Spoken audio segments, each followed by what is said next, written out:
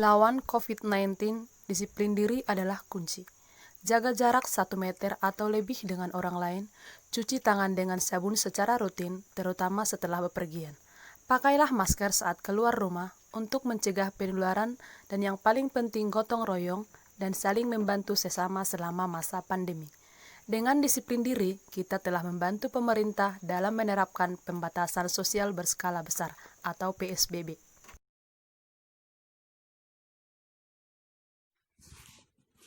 Wabah virus corona tidak hanya merugikan kesehatan, bahkan wabah ini turut mempengaruhi perekonomian di negara-negara di seluruh dunia, termasuk Indonesia. Selain itu, merebaknya virus corona di tanah air menambah tantangan sekaligus kegelisahan baru bagi pelaku usaha. Tidak hanya menghambat laju investasi, masa depan dunia usaha juga sangat terpukul akibat dampak pandemi COVID-19. Di sini saya akan membahas kelangsungan bisnis di tengah wabah virus corona. Penyebaran COVID-19 yang begitu cepat tentunya memberikan pengaruh yang besar bagi ekonomi Indonesia. Imbauan menjaga jarak, bekerja, belajar, dan bahkan beribadah di rumah, hingga pelarangan kerumunan, membuat roda ekonomi nyaris terhenti bagi dunia usaha. Menteri Ketenagakerjaan Ida Fauzia mengingatkan kepada para pemimpin perusahaan di seluruh Indonesia agar menerapkan sejumlah langkah antisipasi dan pencegahan penyebaran COVID-19. Pandemi virus corona membuat banyak perusahaan akan mengalami kebangkrutan, bahkan menutup usahanya, baik perusahaan besar maupun perusahaan kecil.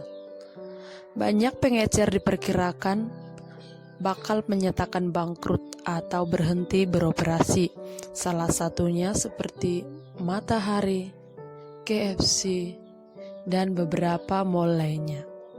Pandemi COVID-19 telah mengancam keberlangsungan hampir seluruh sektor bisnis, termasuk juga pariwisata.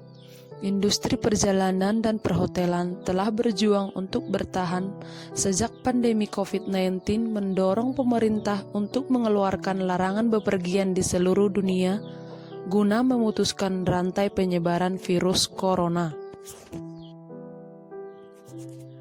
Selain sektor perhotelan tadi, bisnis oleh-oleh di kota wisata seperti Yogyakarta ikut terpukul dampak pandemi COVID-19. Toko-toko pusat oleh-oleh tutup hingga banyak karyawan dirumahkan. Seluruh usaha bisnis oleh-oleh di toko kecil hingga besar juga merasakan dampak bagaimana sulitnya memperoleh pendapatan di kala pandemi COVID-19. Dengan diterapkannya PSBB di Indonesia, yang kita tahu salah satu resikonya adalah ditutupnya mal-mal di kota-kota tersebut. Tentu saja ini berdampak terhadap operasional. Dalam konteks ini, bagaimana masyarakat Indonesia mencari device? Pertama, mengunjungi langsung ke toko-toko yang masih buka tentunya, untuk mendapatkan kebutuhan yang diinginkan. Atau juga bisa mencari dari channel online. Melalui channel online ini, masyarakat Indonesia tetap mendapatkan device-nya dengan kualitas yang diinginkan.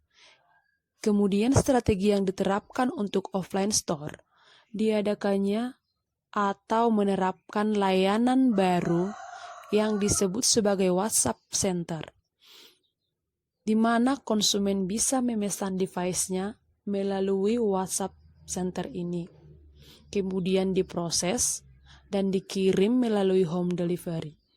Dalam konteks ini, toko-toko yang tutup menjadi tetap, sehingga konsumen bisa tetap dilayani dengan sistem direct selling atau mobile selling, di mana personal outlet tersebut bisa melayani dengan mendatangi langsung ke rumah konsumen dan menyerahkan produk yang sudah dibeli melalui WhatsApp Center tersebut.